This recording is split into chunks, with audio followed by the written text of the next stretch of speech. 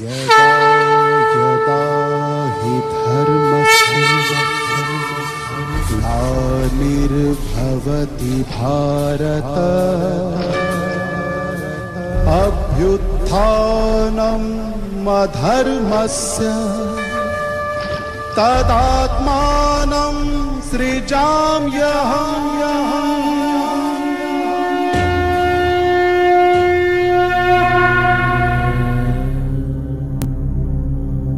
శ్రీమద్ భగవద్గీతలో వర్ణించబడిన ఈ ప్రసిద్ధ శ్లోకంలో భారతావనిలో ఎప్పుడెప్పుడు ధర్మానికి అతి గ్లాని జరుగుతుందో, అధర్మం పెరిగిపోతుందో అప్పుడు ధర్మ పునఃస్థాపన కొరకు పరమేశ్వరుడే స్వయంగా ధరణిపై అవతరిస్తారని సుస్పష్టంగా తెలియచేయబడింది.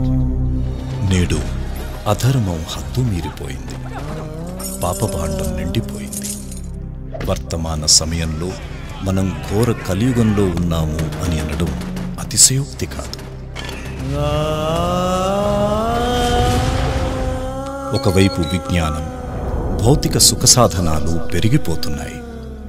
ఇంకొక వైపు జనాభా, కాలుష్యం, హింస, దుఃఖం, అశాంతి కూడా విపరీతంగా పెరిగిపోతున్నాయి.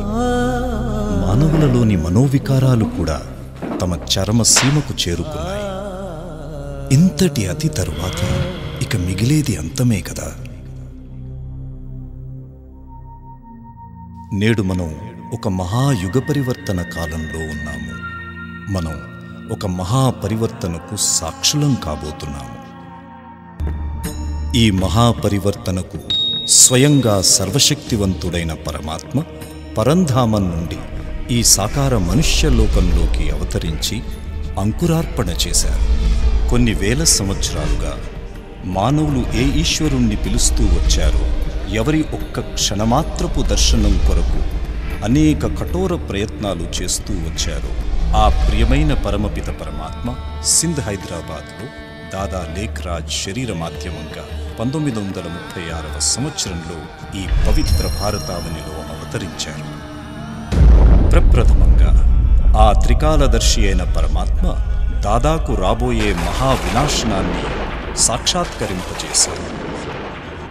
ప్రకృతిలోని పంచతత్వాల భీకర తాండవాన్ని చూపించారు.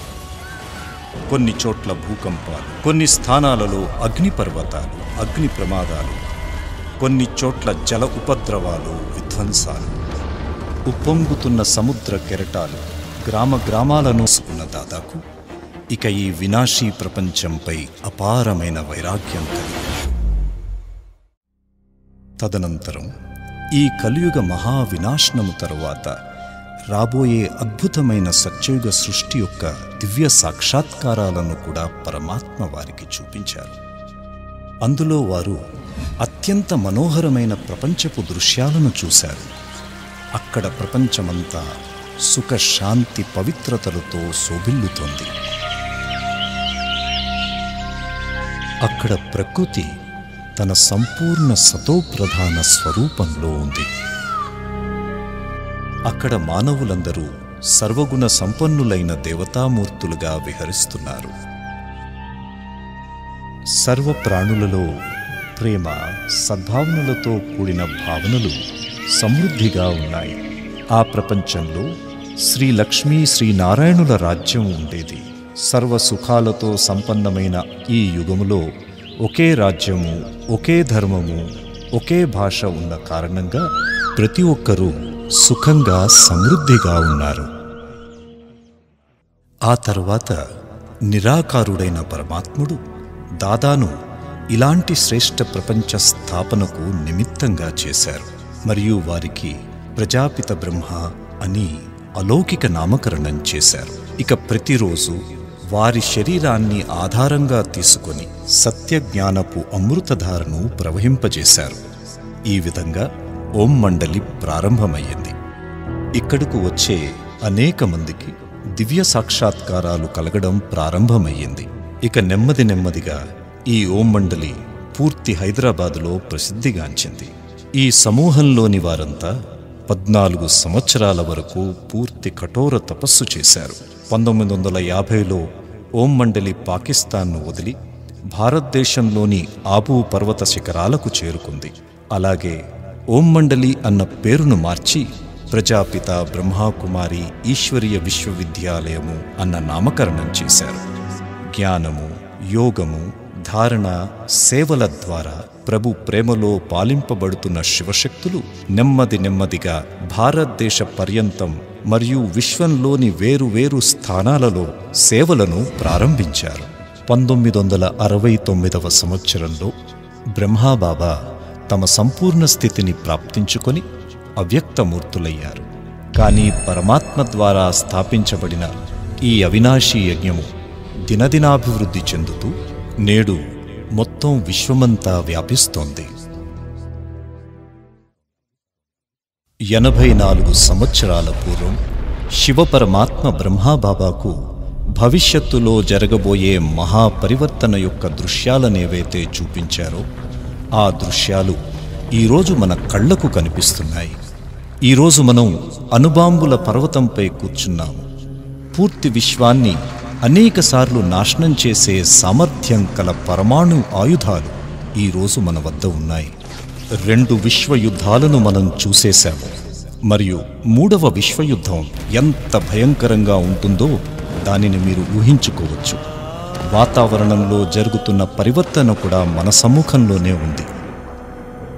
గ్లోబల్ వార్మింగ్ అన్నది ఈరోజు పూర్తి ప్రపంచానికి ఒక పెద్ద సమస్య. అనేక శాంతి సమ్మేళనాలు, పర్యావరణ మార్పు కోసం చేసే సమ్మేళనాలు జరుగుతున్నప్పటికీ ఇలాంటి భయంకర పరిస్థితులను నియంత్రించలేకపోతున్నాం. కోరుకోకపోయినా మనం మన వినాశనాన్ని స్వయమే ఆహ్వానించుకుంటున్నాం. సమయం చాలా తీవ్రగతితో ముందుకు పోతోంది. మనందరము ఈ మహాపరివర్తన సమయాన్ని గుర్తించాల్సిన అవసరం ఎంతైనా ఉంది. మా ఉద్దేశం మహావినాశనపు విషయాలతో మిమ్మల్ని భయపెట్టడం కాదు. ఆ వినాశనం తర్వాత రాబోయే కొత్త స్వర్ణిమ ప్రపంచము గురించి మీకు చెప్పడం. పరమాత్మ అవతరణ యొక్క ఈ సమయపు మహత్వాన్ని తెలుసుకొని పరమాత్మ ద్వారా చెప్పబడిన శ్రీమతాన్ని మన జీవితంలో ధారణ చేసుకున్నట్లయితే మనం రాబోయే కొత్త ప్రపంచంలోకి వస్తాము. ఈ ఈశ్వరీయ జ్ఞానముతో విశ్వంలోని ప్రతి ఒక్కరూ లాభాన్వితులవుతారు. ఎందుకంటే ఆత్మలైన మనందరము ఆ పరమపిత పరమాత్ముని సంతానమే. ఈ ఈశ్వరీయ జ్ఞానము మన జన్మసిద్ధ అధికారము. గుర్తుంచుకోండి, ఇప్పుడు కాకపోతే మరెప్పుడూ లేదు. ఓం శాంతి.